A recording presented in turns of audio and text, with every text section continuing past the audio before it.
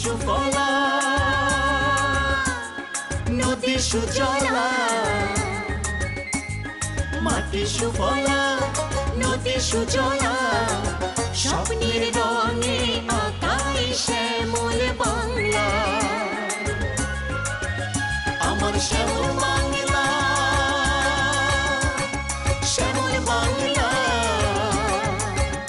আমার শ্যামল বাংলা ওই শ্যামল বাংলা। সুপ্রিয় দর্শক, স্বাগত জানাচ্ছি বাংলা ভিশনের নিয়মিত আয়োজন আফতাব বহুমুখী ফার্মস লিমিটেড শ্যামল বাংলা অনুষ্ঠানে। শুরুতে জানিয়ে রাখছি আফতাব বহুমুখী ফার্মস লিমিটেড শ্যামল বাংলার আজকের পর্বে আপনাদের জন্য থাকছে মাছের রোগ নির্ণয়ে বৈজ্ঞানিক পদ্ধতির উপর বিশেষ প্রতিবেদন, নরসিংদীর কলম্বো লেবু নিয়ে মূল প্রতিবেদন, এছাড়াও থাকবে বড় জাতের মাল্টা চাষ নিয়ে কৃষি টিপস।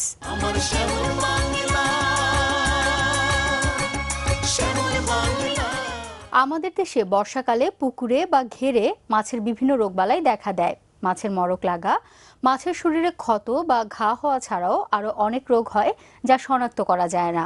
কী কারণে এই সব রোগ হয় তা শনাক্ত করার লক্ষ্যে বাংলাদেশ মৎস্য গবেষণা ইনস্টিটিউট ময়মনসিংহ রোগাক্রান্ত মাছ ল্যাবে নিয়ে বৈজ্ঞানিকভাবে পরীক্ষা নিরীক্ষা করে রোগ শনাক্ত করে রোগ থেকে মুক্তির উপায় খুঁজে বের করার চেষ্টা করছে। প্রিয় দর্শক, মাছের রোগ নির্ণয় বৈজ্ঞানিক পদ্ধতি নিয়ে সাজানো হয়েছে আমাদের এবারের বিশেষ প্রতিবেদন পর্ব। তো চলুন বিশেষ প্রতিবেদনটি দেখে আসি। নদীমাতৃক রূপসী বাংলার মানুষের প্রধান খাদ্য ভাত ও মাছ। একসময় নদ নদী, হাওর বাওর, খালবিল, পুকুর ইত্যাদিতে প্রচুর পরিমাণে বিভিন্ন ধরনের মাছ পাওয়া যেত।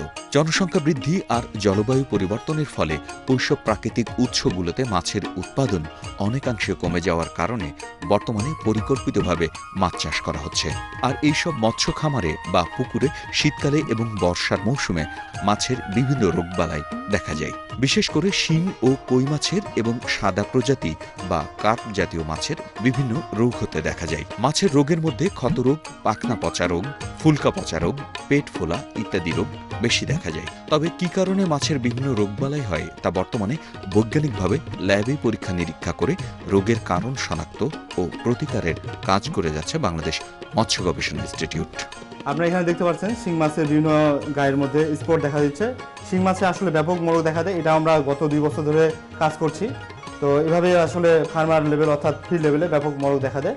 পাশাপাশি আপনারা জানেন তেলাপিয়া যদিও খুব হার্ডি ফিশ, তবে রিসেন্ট বর্তমানে 2-1 বছর থেকে ব্যাপক এর মরক দেখা দিচ্ছে ফিল্ড লেভেলে। তো এরও ভিত্তিতে আমরা এখন তেলাপিয়া নিয়েও ব্যাপক কাজ করছি। আপনারা দেখেন যে এখানে অনেকটা সাদা সাদা হয়ে গেছে, পাশাপাশি ফিনের মধ্যে অর্থাৎ এই যে পাখনা আছে এগুলো লাল হয়ে গেছে। তো আমরা এই তেলাপিয়া মাছের নমুনা সংগ্রহের জন্য আমরা একটু কেটে দেখব আসলে ভিতরে কি অবস্থা, এবং পাশাপাশি আমরা এখান থেকে নমুনা সংগ্রহ করব। পাশাপাশি আমরা আসলে দেখব ভিতরের কিডনি, লিভার এবং অনেকটাই কী ধরনের। এটা আসলে দেখা যাচ্ছে অনেকটা লিভারটা মানে অন্য কালার অর্থাৎ ডিসকালার হয়ে গেছে, পাশাপাশি কিছুটা বড় দেখা যাচ্ছে।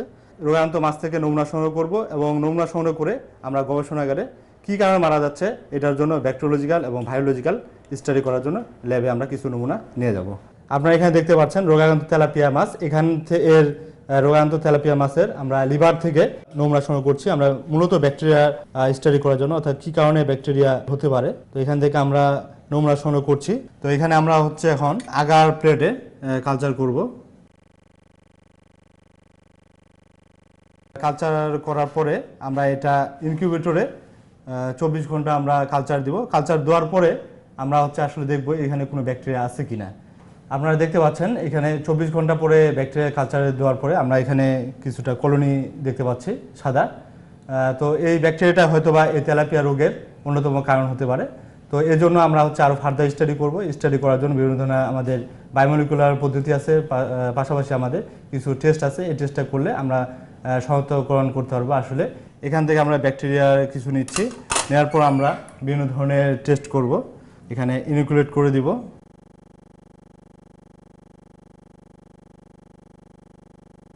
আপনারা এখানে দেখতে পাচ্ছেন আমরা তেলাপিয়া মাছ থেকে নিয়ে যে ব্যাকটেরিয়া সংগ্রহ করেছিলাম এর বিভিন্ন ধরনের টেস্ট। তো এখানে যেমন ওয়েব টেস্ট আছে, এখানে কালার অনেকটা চেঞ্জ হয়ে আসে, ইয়েলোইশ অর্থাৎ অ্যাসিড প্রোডাকশন হয়েছে, এটা বিথাইল টেস্ট, এখানে রেড কালার দেখতে পাচ্ছি, এবং এখানে সিমন সাইটের আগার টেস্টের মধ্যেও আমরা কালার চেঞ্জ দেখছি। এবং এখানে টিএসআই আগার এখানেও আমরা রেড কালার পরিবর্তন দেখছি। তো এইভাবে আমাদের আরও অনেক ধরনের 20 থেকে 25টি টেস্ট করে আমরা শনাক্তকরণ করতে পারি আসলে কী ধরনের ব্যাকটেরিয়া দ্বারা আক্রান্ত হচ্ছে, এটা আমরা স্পেসিস পর্যন্ত নির্ণয় করতে পারি।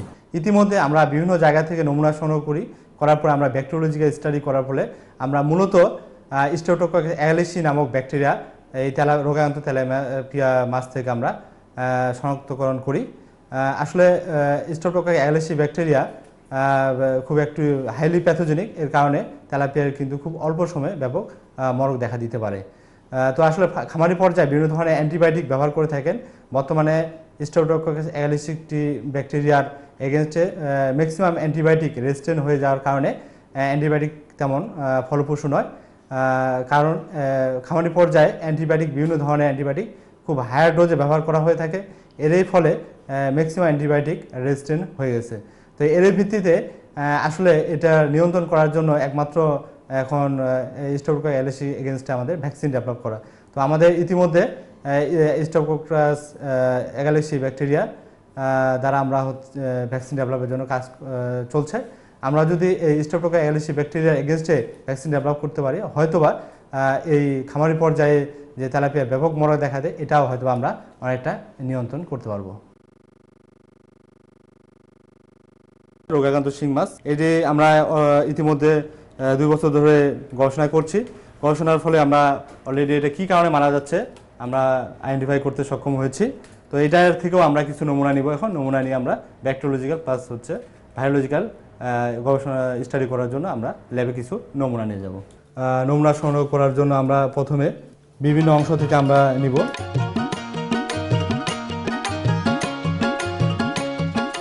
দর্শক, এবার আমরা বিভিন্ন ধরনের কেমিক্যালস নমুনার মধ্যে আমরা অ্যাড করে আসলে দেখব কী ধরনের ভাইরাস দ্বারা এটা আক্রান্ত হয়।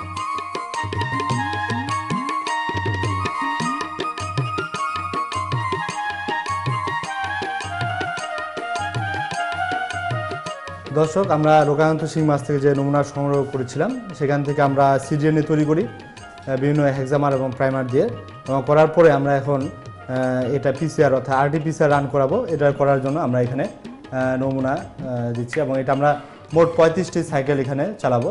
করার পরে আমরা এখানে আসলে বুঝতে পারবো যে ব্যান্ড দিয়ে যে কী ধরনের ভাইরাস দ্বারা আক্রান্ত হচ্ছে, সেটা আমরা খুব সহজে আমরা এখান থেকে শনাক্তকরণ করতে পারবো। দর্শক, আমরা রোগাক্রান্ত শিং মাছ থেকে 2 ধরনের ভাইরাস আমরা আরটিপিসিআর করে শনাক্তকরণ করতে সক্ষম হই। যে 2 ধরনের ভাইরাস আমরা রোগাক্রান্ত শিং মাছ থেকে শনাক্তকরণ করি, এরা মূলত শিং মাছের নার্ভাস সিস্টেমকে অকার্যকর করে ব্যাপক মরকের সাহায্য করে। এবং পাশাপাশি কিছু কয়েক ধরনের ব্যাকটেরিয়া যেমন অ্যারোমোনাস, সিডোমোনাস এবং ভিব্রিও জাতীয় ব্যাকটেরিয়াও পাশাপাশি কোইনফেকশন করে এর ব্যাপক মরক ঘটাতে সক্ষম হয়। এর ফলে খামারি পর্যায়ে 3 থেকে 7 বা 10 দিনের মধ্যে 80 থেকে 100% মর্টালিটি আমরা ফার্মার পর্যায়ে লক্ষ্য করি। আসলে যেহেতু ভাইরাস, এই জন্য আমরা বর্তমানে এই ভাইরাসটিকে আইসোলেট করার জন্য প্রাইমারি সেল কালচার এবং কন্টিনিউয়াস সেল লাইন ব্যবহার করছি। এবং এটাকে আইসোলেট যদি আমরা করতে পারি, তাহলে আমরা খুব সহজে এই ভাইরাস থেকে আমরা ভ্যাকসিন ডেভেলপ করতে পারবো। এবং আমরা যদি ভ্যাকসিন ডেভেলপ করতে পারি শিং ভাইরাসের, তাহলে আমরা এটাকে অনেকটা নিয়ন্ত্রণ করতে পারবো। এর ফলে চাষি পর্যায়ে বা চাষি ভাইয়েরা অনেক লাভবান হবেন। দর্শক, আমরা যে শিং মাছ এবং তেলাপিয়া মাছ নিয়ে যে কাজ করছি, শিংয়ের যে ভাইরাস, সেই ভাইরাসটা আমরা আশা করছি 1.5 থেকে 2 বছরের মধ্যে আমরা এর ভ্যাকসিন ডেভেলপ করতে পারবো।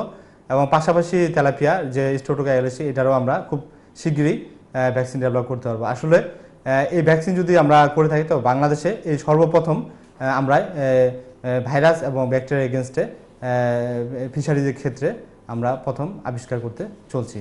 তো এর ক্ষেত্রে যদি আমরা করতে পারি, তো চাষি ভাইয়েরা অনেক এ থেকে উপকৃত হবেন বলে আমরা আশা করছি। শিং এবং তেলাপিয়া ছাড়াও আমরা সাধারণত কমন যে সমস্ত রোগ মাছের, সেগুলো নিয়েও আমরা প্রতিনিয়ত কাজ করি।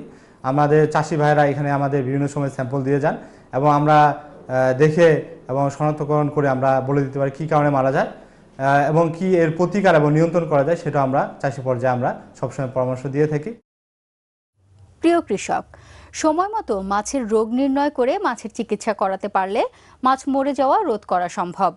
দর্শক, ছোট্ট একটা বিরতি নিব এখন। আর বিরতির পর আফতাব বহুমুখী ফার্মস লিমিটেড শ্যামল বাংলায় থাকছে নরসিংদীর শিবপুরের কলম্বো লেবুর উপর মূল প্রতিবেদন। এছাড়াও থাকবে বড় জাতের মাল্টা চাষ নিয়ে কৃষি টিপস। আমার শ্যামল বাংলা,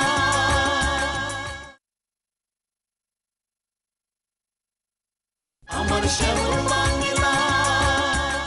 বিরতির পর সবাইকে স্বাগত আফতাব বহুমুখী ফার্মস লিমিটেড শ্যামল বাংলায়। প্রিয় দর্শক, এখন আপনাদের জন্য থাকছে নরসিংদীর শিবপুরের কলম্বো লেবুর উপর মূল প্রতিবেদন। আমার শ্যামল বাংলা, শ্যামল বাংলা। নরসিংদীর শিবপুর সহ আশপাশের কৃষকেরা কলম্বো লেবু চাষ করে ভাগ্যের পরিবর্তন ঘটিয়েছে। যেসব জমিতে সবজি চাষ করে কৃষকেরা লাভবান হতে পারত না, সেই সকল জমিতে কলম্বো লেবু চাষ করে তারা অর্থনৈতিকভাবে স্বাবলম্বী হয়েছেন। এলাকার চাহিদা পূরণ করে বিদেশেও রপ্তানি করছে এই কলম্বো লেবু। আর এই কলম্বো লেবু নিয়ে সাজানো হয়েছে এবারের মূল প্রতিবেদন পর্ব। প্রিয় দর্শক, তাহলে চলুন মূল প্রতিবেদনটি দেখে আসা যাক। বিভিন্ন ধরনের বাহারি ফল ও ফসলের সমারোহ বাংলাদেশের সবুজ প্রকৃতির মতোই, যা কৃষক ও সর্বসাধারণের নয়ন জুড়ায় আর আত্মার তৃপ্তি দেয়। দেশীয় সব ধরনের ফল আজও স্বাদে ও গন্ধে সবচেয়ে সেরা। শুধু তাই নয়, দেশের অনেক ফল বাণিজ্যিকভাবে চাষ করে রপ্তানি করা হচ্ছে বিদেশেও। তেমনি একটি ফলের নাম কলম্বো লেবু।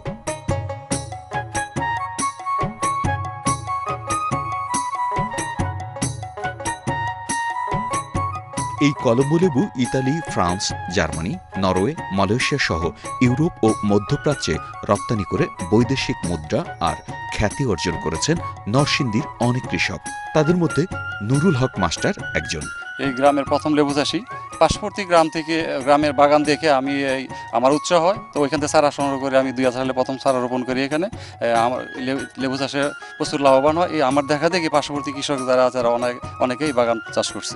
একসময় এসব জমিতে স্বল্পমেয়াদী শাকসবজি চাষ করা হতো। শাকসবজির ফলনও বেশ ভালো হতো, যে কারণে নরসিংদীর সবজির সুনাম দেশ জুড়ে। তবে কলম্বো লেবুর চাষ শুরু হওয়ার পর কৃষকেরা সবজি চাষের তুলনায় কলম্বো লেবু চাষে অনেক বেশি লাভবান হওয়ায় বর্তমানে হাজার হাজার হেক্টর জমিতে চাষ করা হচ্ছে এই লেবু।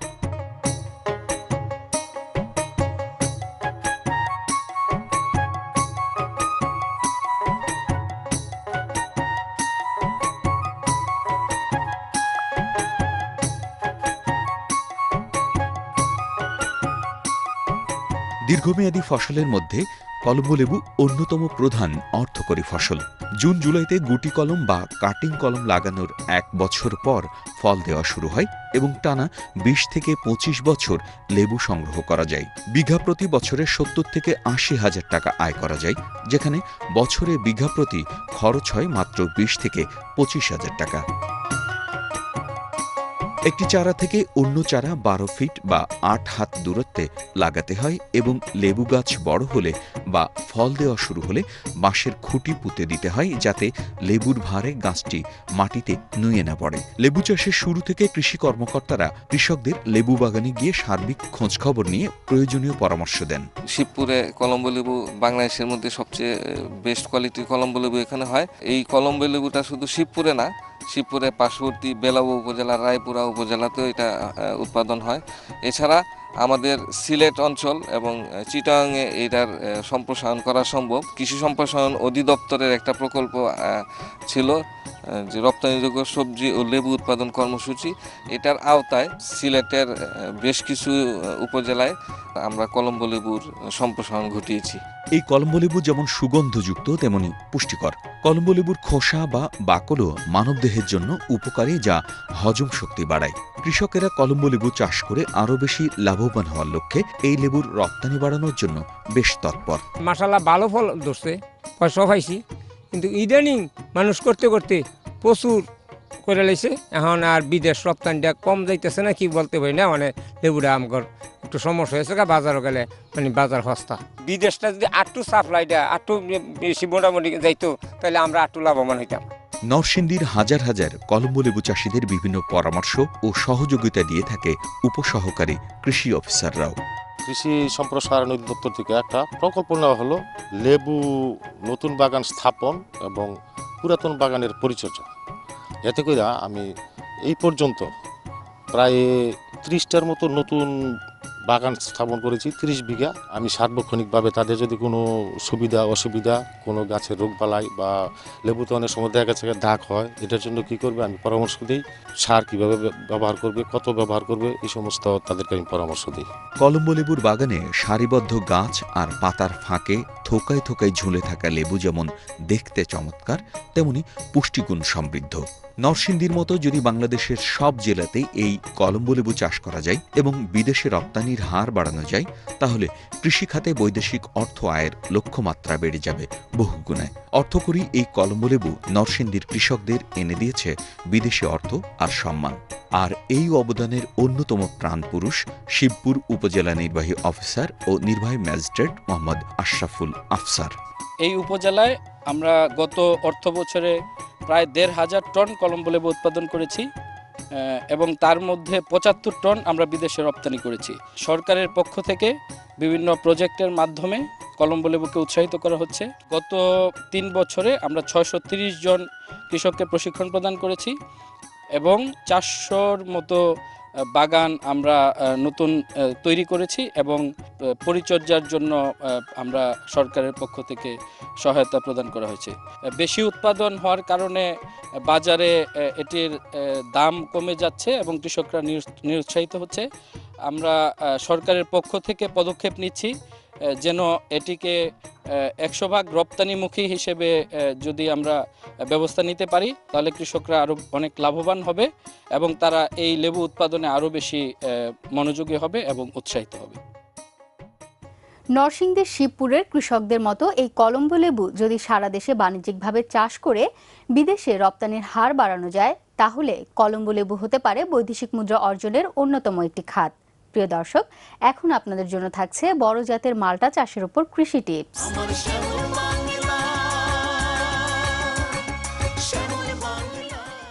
মাল্টা বর্তমানে বেশ জনপ্রিয় একটি ফল, যা বেশিরভাগ আমদানি করা হয় বিদেশ থেকে।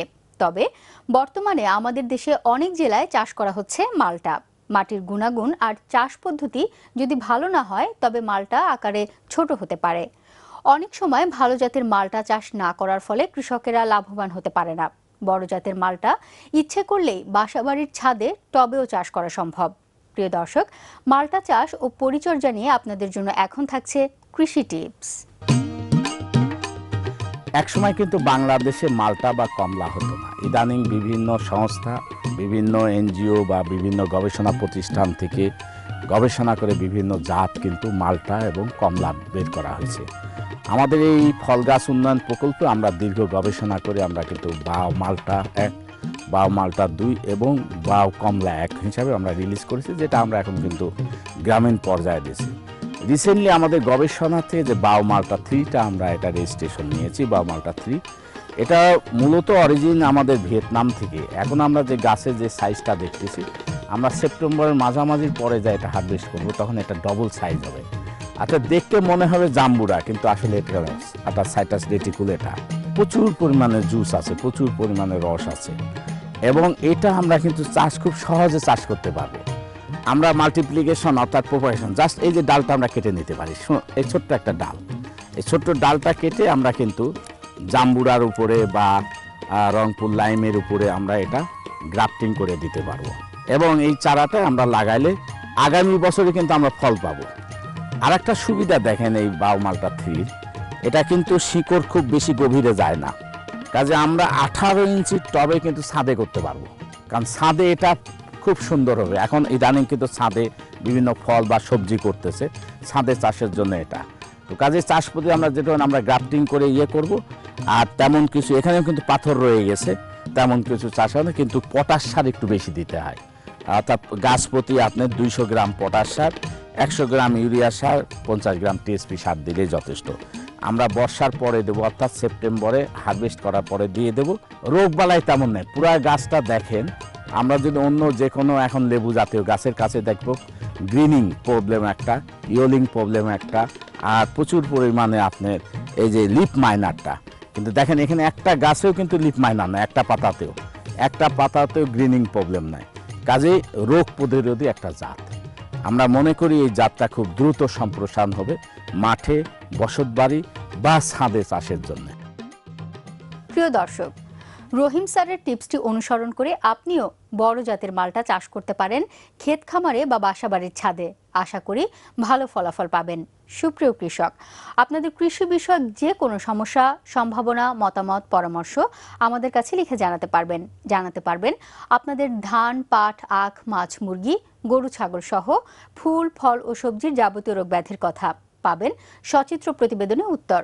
আমাদের কাছে লিখবার ঠিকানা আফতাব বহুমুখী farms limited, Shyamal Bangla, Bangla vision road tower, ১১০ Bir Uttam C R Dutta road, Dhaka ১২০৫।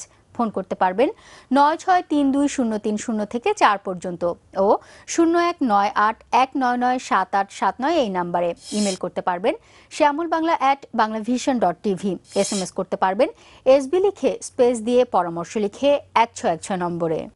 খনার বচন আছে, ধান রোপণ শ্রাবণের পুরো ভাদ্রের ১২, এর মধ্যে যত পারো। অর্থাৎ ধান রোপণের প্রকৃত সময় সারা শ্রাবণ ও ভাদ্র মাসের ১২ তারিখ পর্যন্ত। প্রিয় দর্শক, আমাদের হাতে আজ আর সময় নেই, দেখা হবে আগামী পর্বে। সে পর্যন্ত সবাই ভালো থাকুন, সুস্থ থাকুন। আল্লাহ হাফেজ। আফতাব বহুমুখী ফার্মস লিমিটেড শ্যামল বাংলার আগামী পর্বে দেখবেন ড্রাগন চাষ ও পরিচর্যার উপর বিশেষ প্রতিবেদন।